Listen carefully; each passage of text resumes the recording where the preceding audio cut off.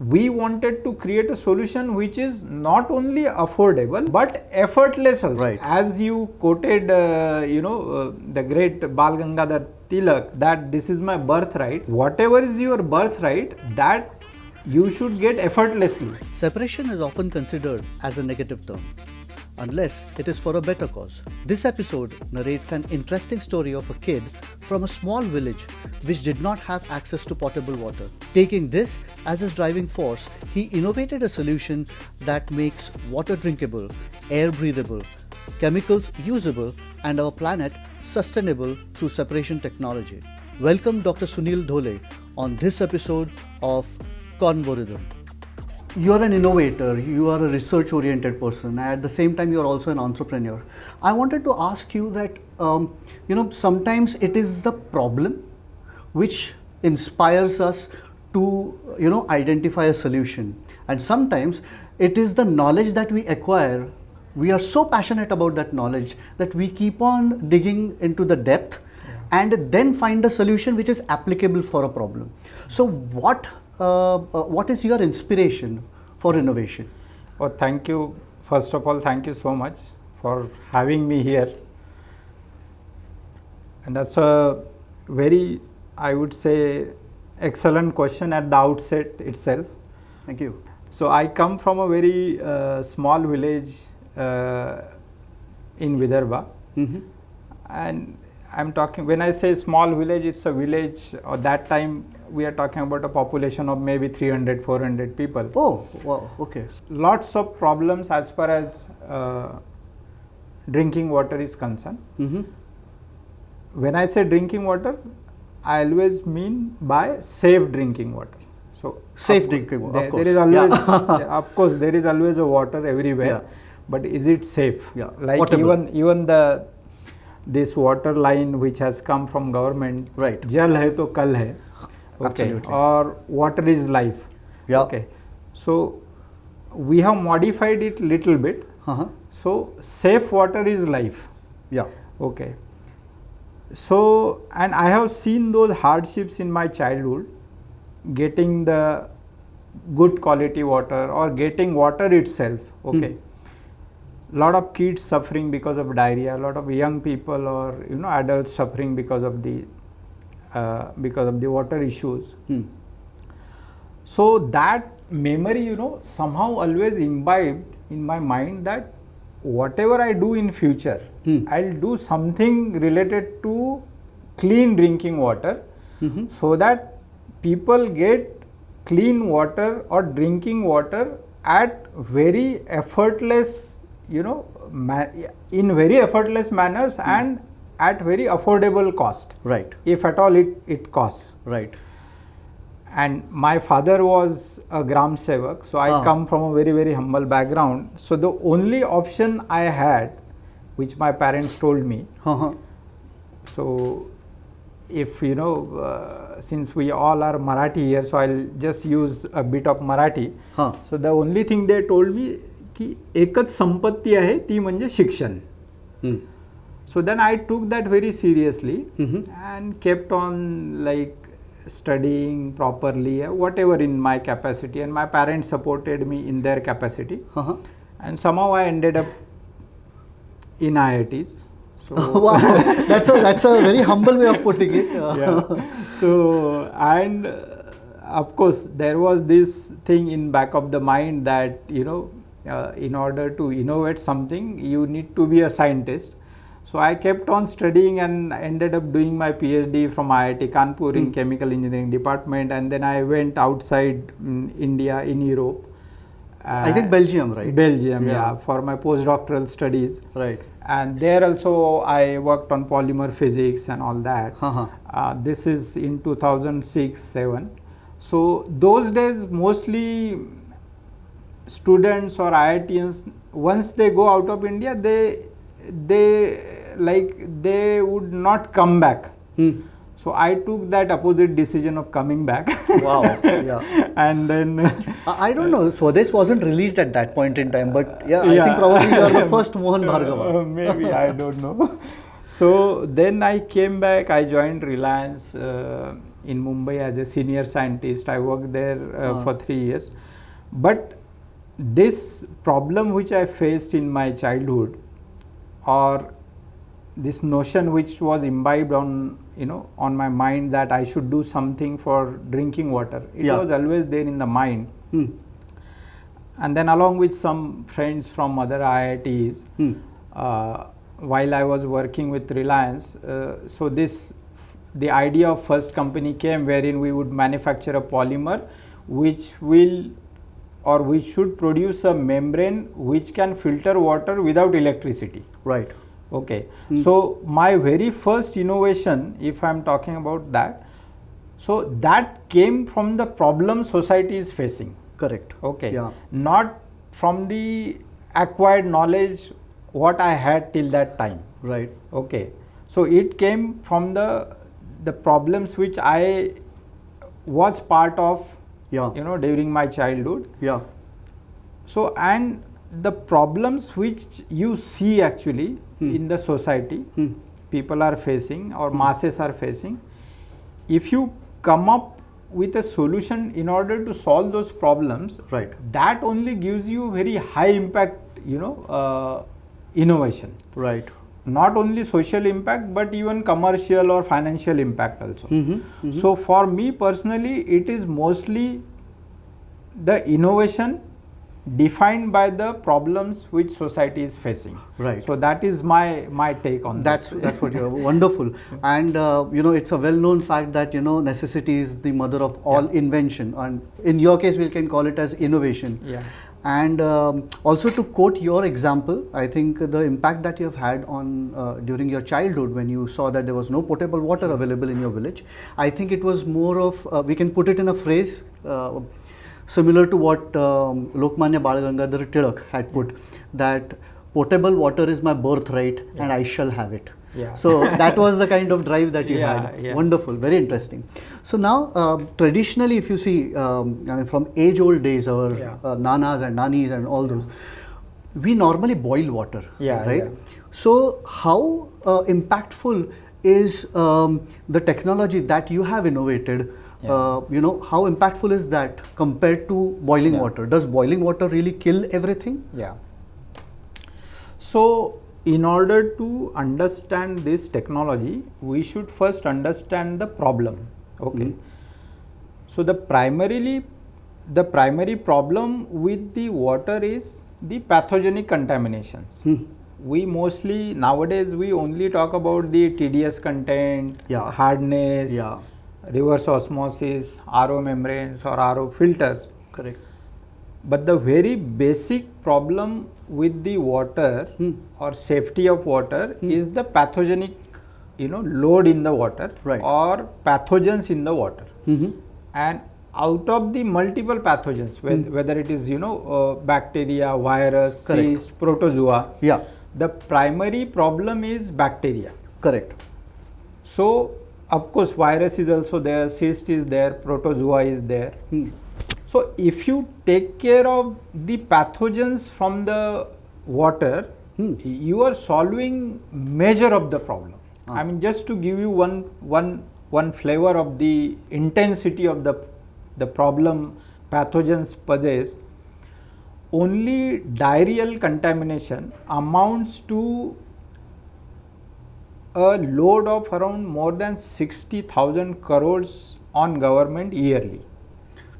And in rural areas, it is mostly the diarrhea, typhoid, diarrhea, jaundice.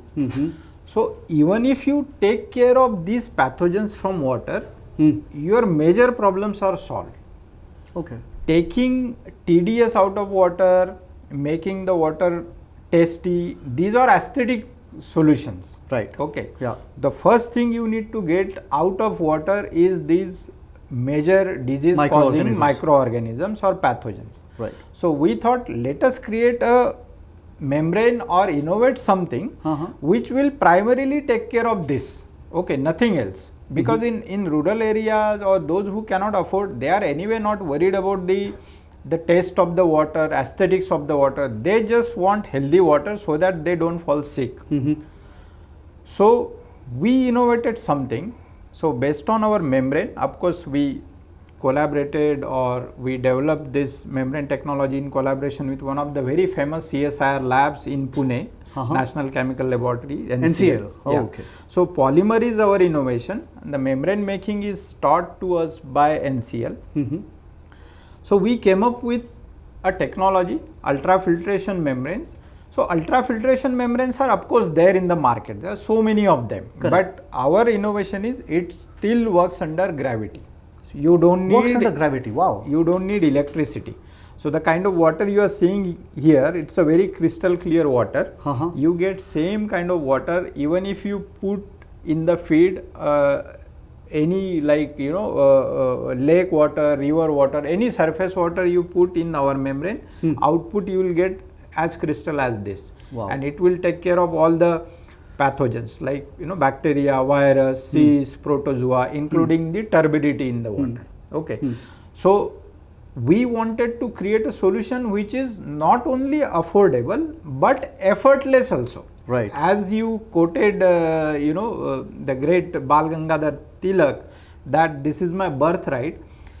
Whatever is your birthright, that you should get effortlessly. You should not put any efforts to get that, right? Then only you can say that it is It's my your right. birthright, yeah. It is, of course, in the Constitution in Article 21, it is actually mentioned the water is one of the rights.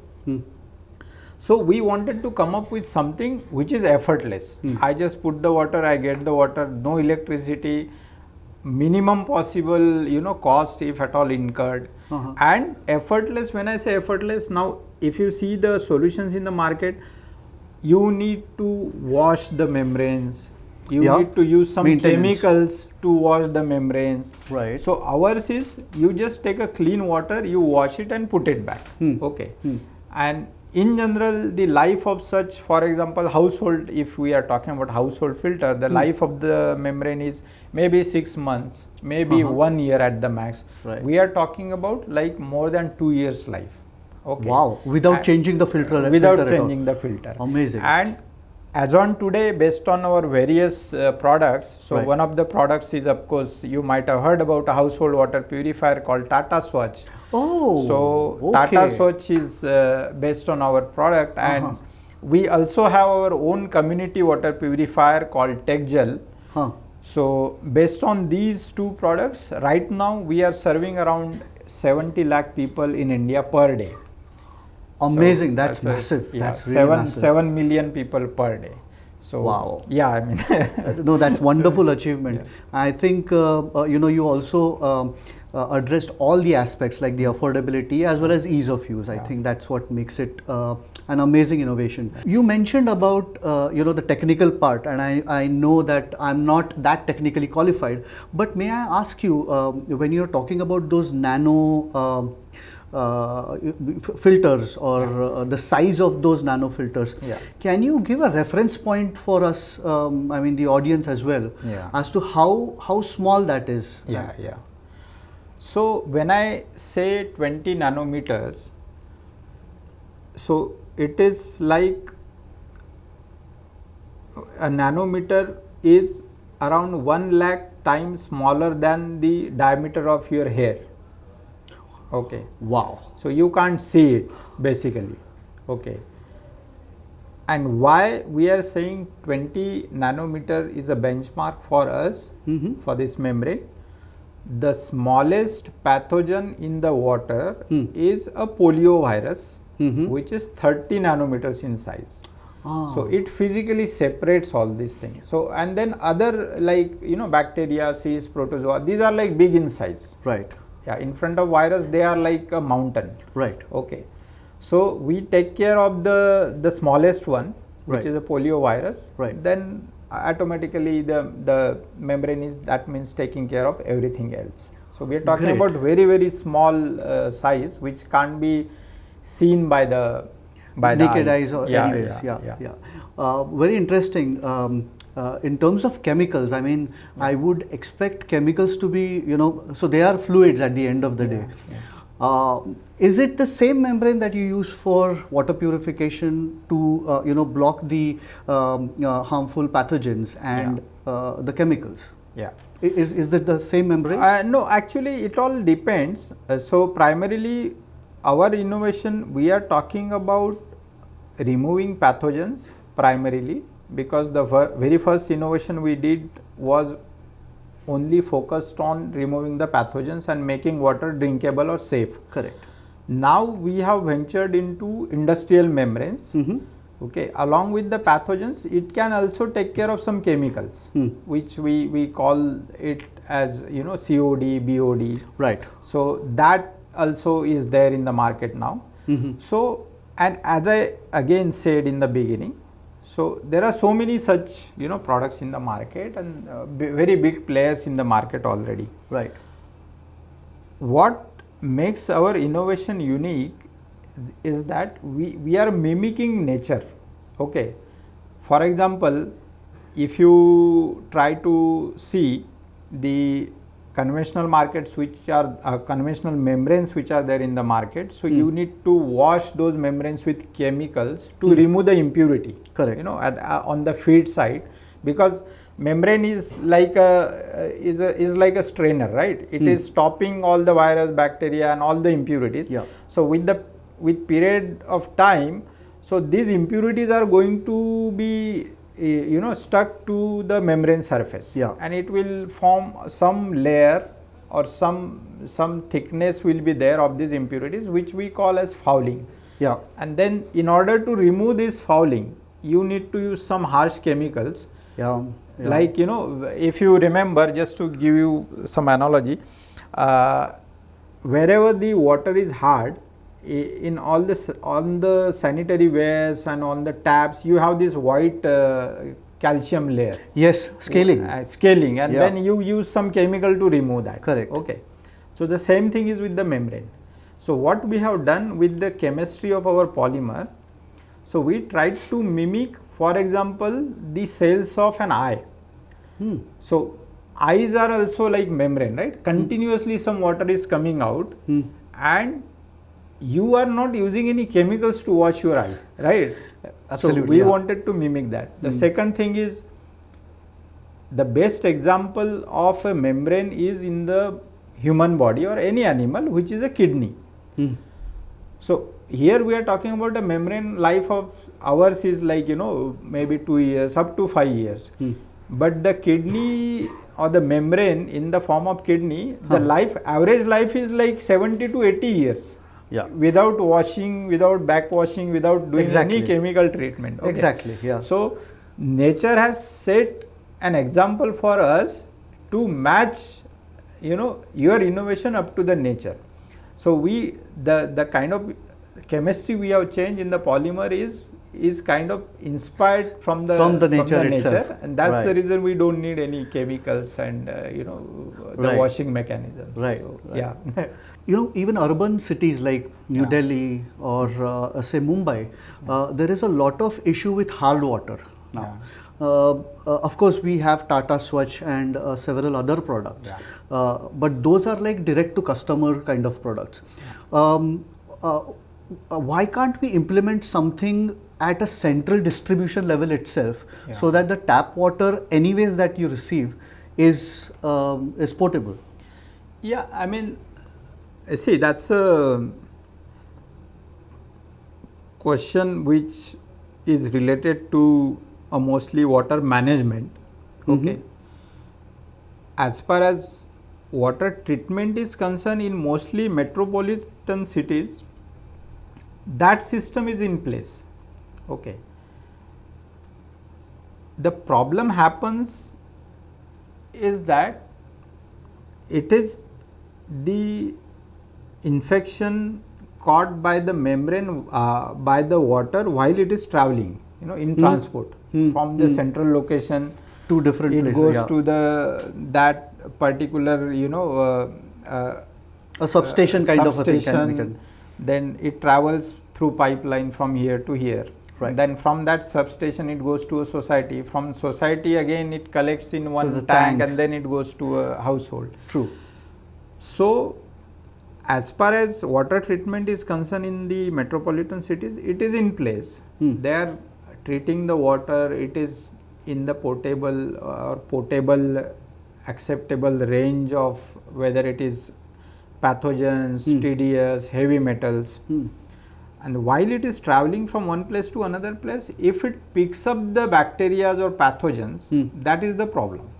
So what we are suggesting right now, this is called a point of use filter. So whenever I want to drink the water, I'll just have water at the last moment filtered, and it will take care of all the pathogens. Right. So that is the problem we are trying to solve. Okay. So another aspect to this question is, suppose the city is having high TDS water, then it needs a very different treatment altogether. Okay, because through our membrane we don't claim any TDS or dissolved salts removal. So then it needs a very different sort of technology or purification. But every district or metropolitan cities, it has an access to some or other surface water. And this surface water is always, it's a good water in terms of low TDS, heavy metals or dissolved salts. So ultimately, the kind of planning your government is trying to do, or even the whole world is trying to do, rain harvesting, reusing your water, reusing the sewage water. So TDS is not going to be a big issue in future. It is going to be only primarily you need a solution to take care of pathogens at the point of use. Okay. Right. So that is what we are trying to solve. Address. Okay. But maybe in a decades or so, all these problems will be sorted out. At the government level also, or the societal level also. Great, wonderful. So see, when I jumped into this so-called entrepreneurship, so that time this Startup India or these vehicles were not there. Okay, to support the young entrepreneurs like me. I mean, young that time. Maybe I'm still young. You look young. You look young. I mean. So I started this journey at the age of around 30. So, but of course, I was passionate, driven by the passion of solving the issues related to water, and that's how I started it. And of course, I faced the share of my challenges and all those things. True. But now the ecosystem is so good that there is Startup India. There are so many schemes from various government agencies, whether it is Department of Science and Technology, whether it is BIRAC, there is this grant called BIG grant. Every technological institute or engineering institute like IITs or CSIR labs, NITs, all of them have now started these incubation centers. Okay. So if you have an idea, so you can just go to them, present your work, so they will support you with the space, with the common facilities, and of course there are many funds now available for this. So it has become very easy now. The only thing is you need to have a innovation which is first of all which is going to solve a major problem and which has apart from solving the problem, you as an entrepreneur, what you should be very clear about is that it is end of the day, it is generating some revenue. Right. Okay. So right. the business, commercially viable. The commercial aspect has to be very, very thought through, and we generally, we are driven by solving some big problem, but as I said, if you are trying to solve a very, very big societal problem, the solution has to be effortless and affordable. Right. So one good example of that is Jio, Reliance Jio. Oh yeah, of course. Yeah. So, I mean, when the mobile was launched, in the very first phase, it was like 30 rupees per, per minute, and incoming was 15 rupees. Yeah. So that ultimately it boiled down to 1 paisa, something like that. But then when Jio came, they said, okay, you only buy data from us, call is free. And that is how they have reached to, like, crores of people. Absolutely. In remote areas. Right. So when you think about the solution, and when particularly you are trying to solve a mass problem, make sure that you are not innovating a gun and trying to kill a fly. So it should be very, very simple, effortless, affordable solution. Right. And it should have a business model, right, which is generating some revenue also. Right. So that is one thing. And right, if you go with this, intention, with this model and clarity of on what you are trying to solve, so now there is a huge and very good ecosystem. You will get so many people to support you in terms of funds, in terms of space, in terms of common facilities, whether in IITs, NITs, CSIR labs. Even there are many private incubation centers. We ourselves, like eSpin Nanotech, is having our own private incubation center wherein we support young kids with good ideas and all. Great. So there's so many things like that. Wonderful, wonderful, great. How do you ensure that sustainability is a part of that innovation? I mean, do you consider that at the very beginning of the ideation, or how is it? Whenever we think of a new innovation or product, right, it should be aligned with the environment. Right.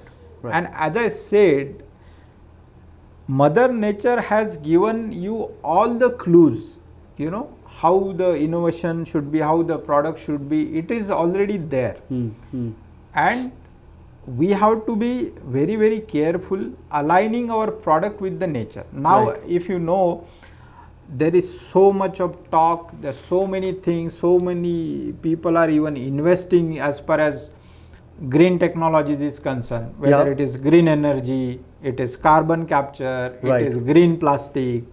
So I am very happy that there are so many things, so many innovations and technologies are happening or taking place in order to keep the environment intact. Right. And I am happy because I am also part of so many of these technologies in some of our own companies. Wow. Wherein we are focusing on generating, say, green hydrogen, focusing on capturing the carbon and converting into a valuable products like nano urea, then converting the agro produce to thing called green plastic.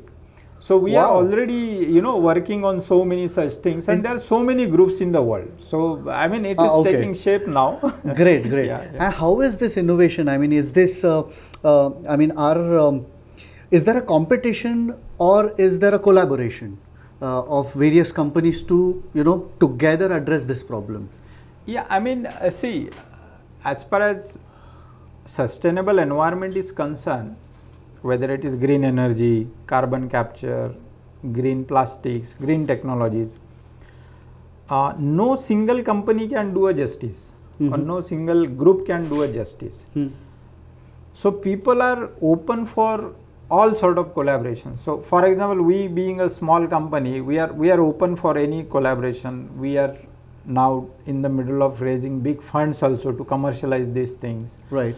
Government has also come up with this thing called hydrogen mission, wherein they have dedicated around 18,000 crores for this, the whole purpose of generating or supporting various technologies which can generate green hydrogen. Correct. And green hydrogen is a future green fuel. Okay, so people are open for multiple things. Like if you see very big companies, whether it is Adani or some Japanese companies, so they are even forming 50-50 JV. So if the big companies like that are working in collaboration, so the small companies, for them, of course, it's a natural choice to join hands with if big companies are within themselves and to solve this problem, because this is a huge problem. It cannot be solved by a single company. And just to quantify something, so green hydrogen market in India, only in India, is going to be more than $300 billion in next 20-25 years. Okay. Wow. So it is impossible My even God. to take care only by big giants like Reliance. Adani. So everyone has to kind of pitch into it. Okay. Yeah. So it's a big thing. Yeah. So Every son and daughter needs to join hands to save Mother Earth. Yeah, absolutely. What is this about Green Valley? I heard you mention Green Valley a couple of times. So Green Valley is again, I think it is part of the hydrogen mission by the government of India. So they are supporting some nodal agencies area wise through funding, and through that what they will do, they are going to provide you a set of facilities, whether it is utilities, space, some ready-made customers, and they will invite people with very good innovative technologies as far as green hydrogen production is concerned. And if you are selected, you can go, you will get some financial aid also, and you put your own certain capacity plant, you establish your manufacturing capacities there. So they will do hand holding till that point, and once you establish everything, then you can go from bigger scales from there. Right. So that's a mechanism by government of India to handhold all the technology developers in this space. Right. So in, I think, various corners of India, I think they are going to promote these hydrogen valleys. Wow. Like in west, east, northeast, in south, like you have Silicon Valley, then there is a Green Valley. This is like a hydrogen valley. Okay. And the as our Prime Minister also said multiple times, that India will become a green hydrogen or green energy supplier. Right. Okay. So we have been for the world. So we have been importers of the crude oil so far, but the vision of India is that we will become a green energy supplier for the entire world. So that is the purpose. And since I am also part of the various technologies, we have developed various technologies in collaboration with IIT Guwahati. So I know this field very closely, and I am sure that one day for sure India will become the leader in green energy. Wow. Wow. Well, that's such a very positive and such a happy thing to your ears as well, now you have been an innovator, and you've got patents registered under your name, and also you've been working with companies, and together you have lots of patents registered. Why is it that we have all the knowledge, I mean, here in India, but we don't hear people patenting something? I mean, it's always the far east or the west who innovate certain things, and we basically license those technologies and we develop something. But here you are, I think, one of the very few innovators here in India who has applied for patents and commercialized a product. So I wanted to understand, why is it that there are so few patents in India? So actually, this question is not very much valid now, because if you look at the very recent history of maybe last 5 years, so the number of patents, all the research institutes including IITs and CSIRs, they have submitted, filed or granted, it's a very big number now. Okay. What was happening till now, it was mostly, I would say it was in our, I don't know whether this would be a very strong statement or something, but we always took things for granted. Okay. So if you try to, search on Google about the, I think around few decades ago, one of the US university was, they had submitted patents on using the turmeric as an antibiotic or antibacterial. Okay. And then that time, Dr.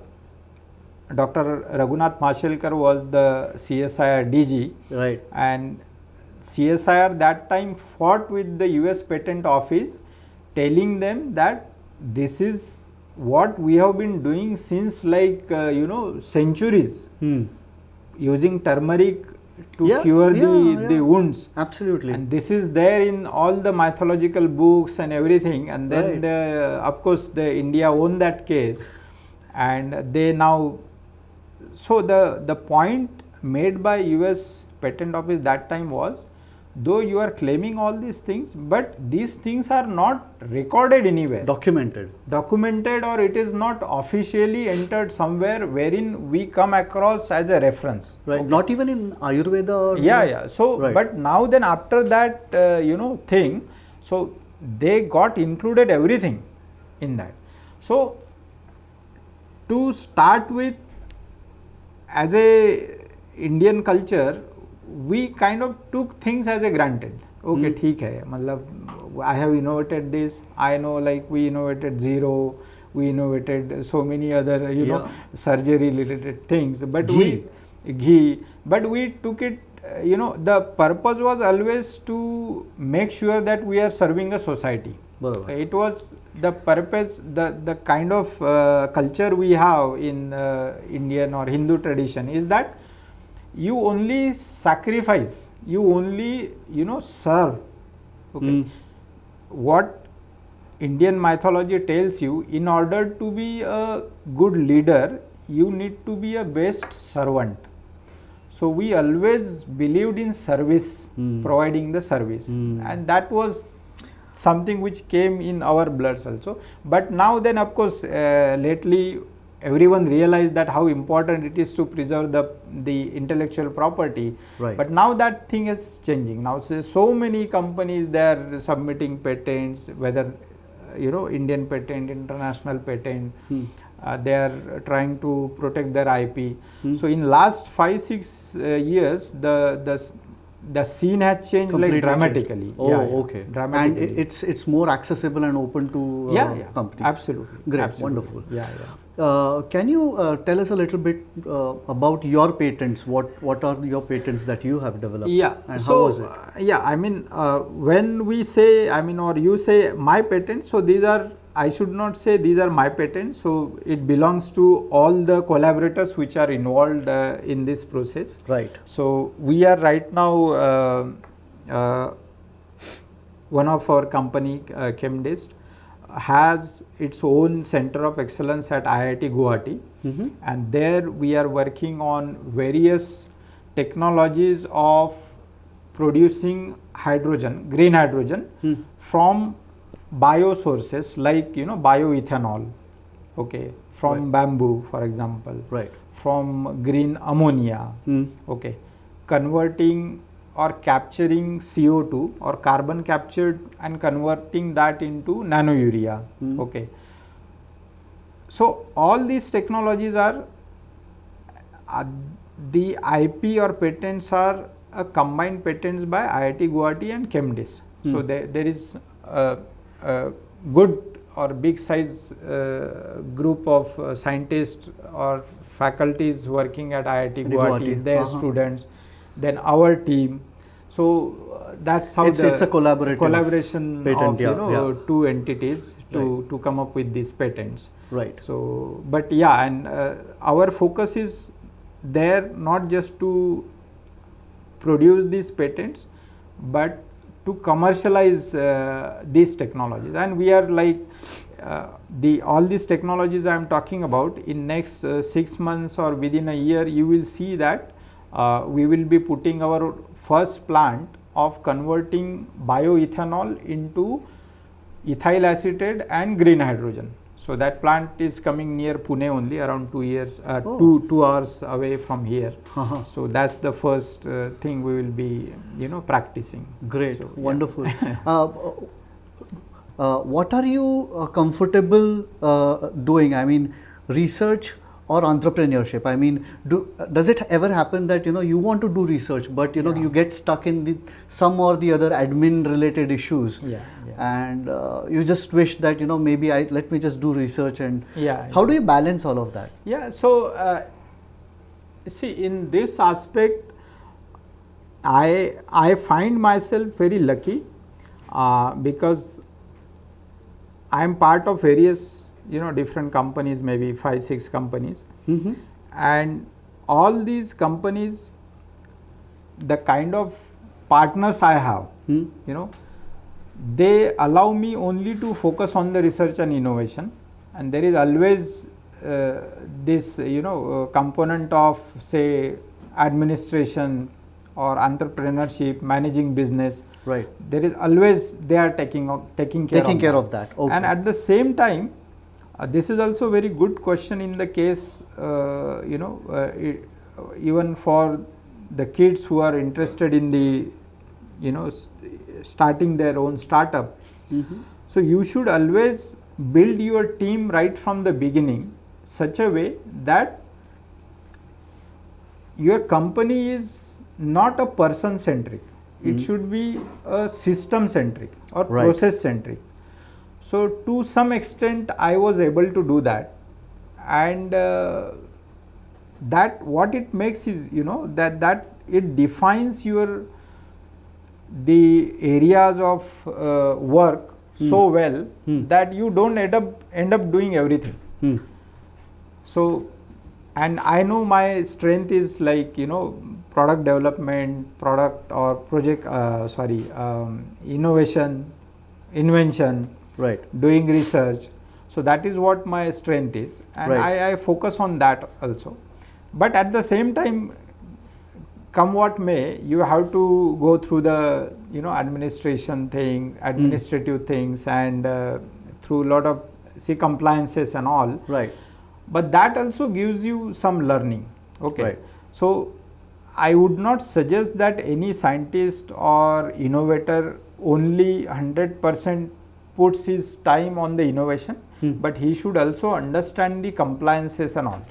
End of the day, he should be knowing that even if I innovate this project or product or process, if it doesn't fit into the compliance, whether it is a pollution control or whatever other compliances, even the financial safety, financial compliances, there is no point in doing these innovations. So to that extent, you should also be part of the administration. So we just make sure, I just make sure that, but at the same time, our team is very capable, and they do their own work very religiously. So I can focus on my thing, and of course the collaborators we have, whether it is at IIT Guwahati or IIT Hyderabad or IIT Kanpur or CSIR labs. So they are like they are the masters of the subject. And all I contribute there is just to help them understand the techno-commercial aspect of the technology. And they as far as technology is concerned, they know very well. Absolutely. So that is how it mostly I have sorted it out, and till now it has been helping. So let's see. Great, wonderful. So we spoke about water, we spoke about chemicals, we spoke about pathogens. How about air? I mean, at the time of Corona, I mean, there was a lot of the companies had shut down, and therefore it definitely impacted some production in manufacturing sector also. How did you sustain yourself at that point in time, and was there any innovation that you did during that period? So during COVID, of course, as far as the membrane manufacturing and the other products were concerned, those were almost shut. But see, I am primarily a person who is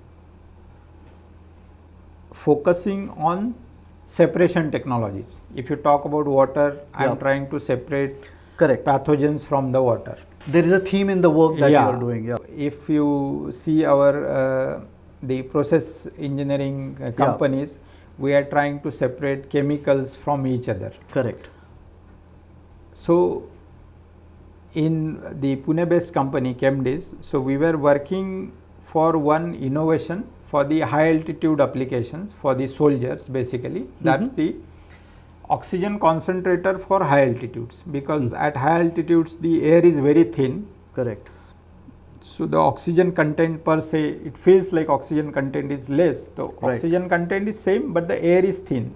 Right. Pressures are very low. Yeah. You want some water? Yeah, that's enough.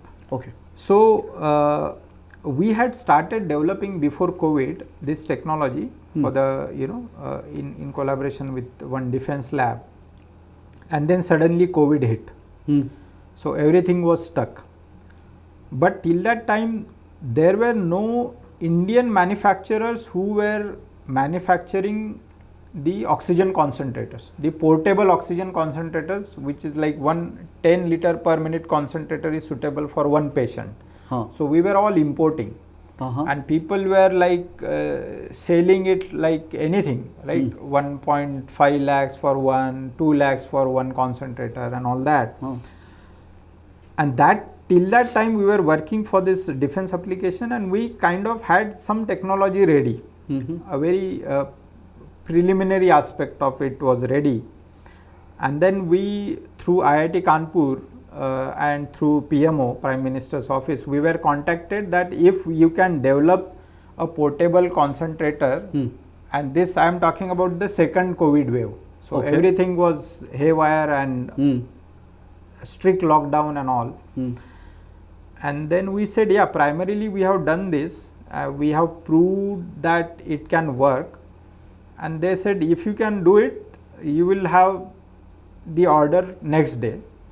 And so we did some basic understanding or basic prototyping in a day or two, and we showed them that, yeah, we can do that. And they virtually they did the inspection of the factory and all that. I'm talking about PMO. That time they had formed this oxygen mission. So this oxygen mission committee did our inspection. Right. And they said, okay, they approved that you can do it. And next day we got the order for entire 3 states, Maharashtra, Chhattisgarh and Goa. Wow. And we commercialized this portable oxygen concentrator in 2 weeks. That's it? Yeah, 2 weeks. And we supplied this. So all the primary health centers in these 3 states are having our oxygen concentrator, which is branded at CD Oxy by Chemdist. So it is there. Okay. So this is how we survived COVID, by making people survive COVID. So yeah, and similarly the other company which is based out in Kanpur, eSpin Nanotech. eSpin. So eSpin, we actually, the primary business line for eSpin was, it is still, is to sell the lab scale nanofiber spinning machines or nanofiber making machines. Okay. So there we thought, why not to have our own product based on the nanotechnology, and the simplest product we thought would be a mask. This is just before starting the COVID. Start of the COVID, okay. Yeah. Okay. So we did not even know that COVID is coming. So 2019-ish. Yeah. And we thought, but since this is the simplest product, let us start with this product. Okay. And initially we thought that we can sell this in Korea. So we had some connection in South Korea, and Koreans and Japanese, they generally use masks. Yeah. Whether COVID or no COVID. Yeah. Yeah. So my partner there, Dr. Sandeep Patil, so he went to Korea, and then he found some market, and then we thought, let us start this product. Okay. And then we managed to start a production line with 10,000 masks per day. Okay. And then we we branded it as a Swasa, because as a Sanskrit name, Swas means is your pran, basically pranvayu. So we thought, let us brand it as a Swasa.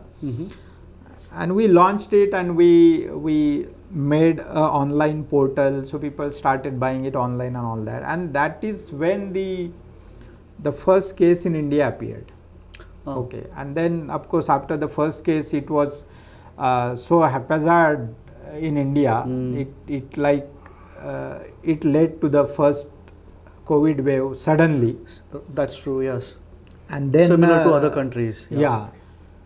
but by that time we had this capacity of 10,000 masks per day, and meanwhile the Ram Janmabhoomi Ayodhya Bhumi Pujan came, and somehow our Prime Minister Mr. Narendra Modi, he wore this mask during this puja, and then all the media covered that news. Wow! And overnight our online portal got crashed, because from that night itself we started getting orders like Modi ji ka mask. Okay. And then ultimately in 15 days from that point onwards, we ended up producing around 1 lakh masks per day. Wow. So, wow. And it, of course, we got it certified from all the accredited labs and everything. Correct. And we claim whatever we claim, it's a high life, right, good efficiency and all right. that. So end of the day, like end of the COVID, we ended up supplying, I think, around 10 crore masks.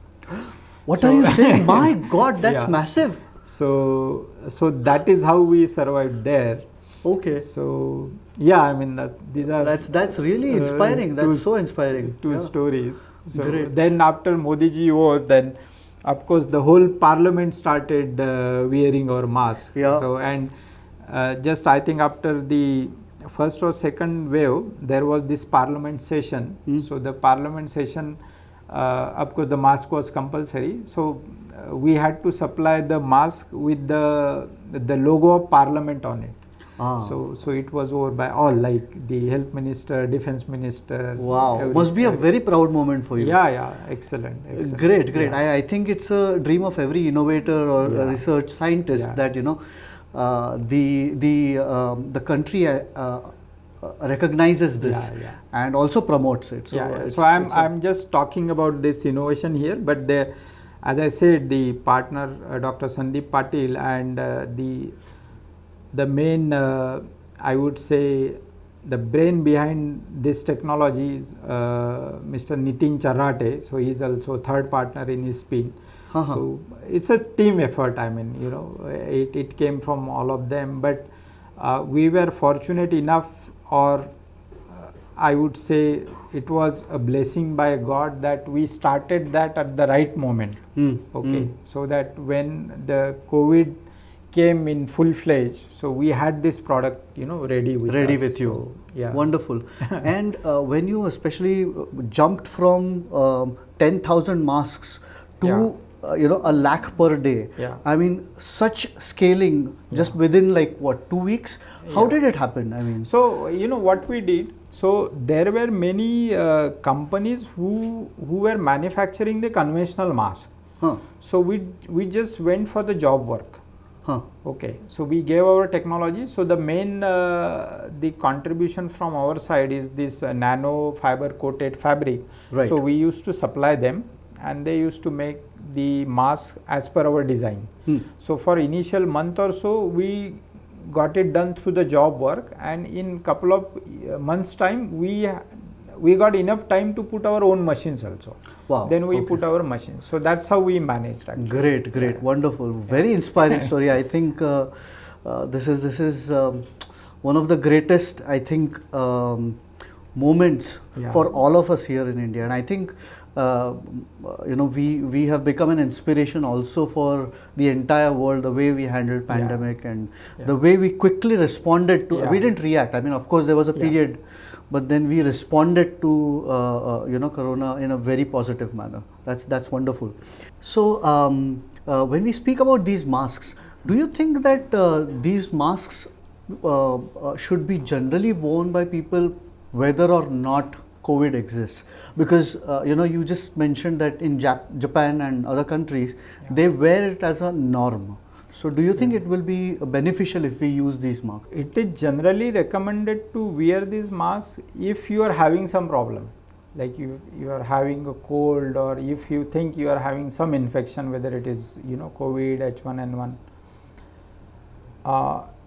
Of course, in general, if you want to wear it, can prevent you from any infections, airborne infections, but at the same time it will restrict some fresh oxygen entry also, and into the body, and it will also, when you exhaust, your breath, so in that exhaust you also have a carbon dioxide. Correct. So that gets accumulated in the mask, and then when you exhale, so it gets trapped there. And kind of part of that you again inhale. Okay. So it is not suggested to be a very good thing long term basis, but whenever you feel that you are having some problem or there is some problem in the air, then you should so say pollution, you should, then that time you should wear it.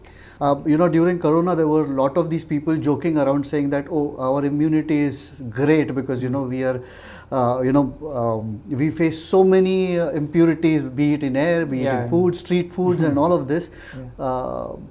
How much of value is there in that statement? I mean, do you really think that, because of these things, our immunity is much better? It's a very, very deep question actually. Ideally, it should be answered by a health expert. But I can only generalize, answer it in a very generalized fashion. So, as far as the conditions are concerned, so in general, our immunity is good because of the circumstances, the way we are born and brought up. So in general, our immunity is good. So yeah, there is some point in that, in that question, but quantifying that is very difficult. I mean, I am a kind of person or scientist who believes in quantifying everything. That is there a number to something. So statistics are important. Yeah, absolutely. So I really don't know how to measure that. How to measure the immunity because of the circumstances which we have acquired. So in general it should be good, because if you look at the statistical data of the COVID infection in India, so it was on an average it was not more than 1% of the population. Okay. So quantifying something big, for me it is impossible.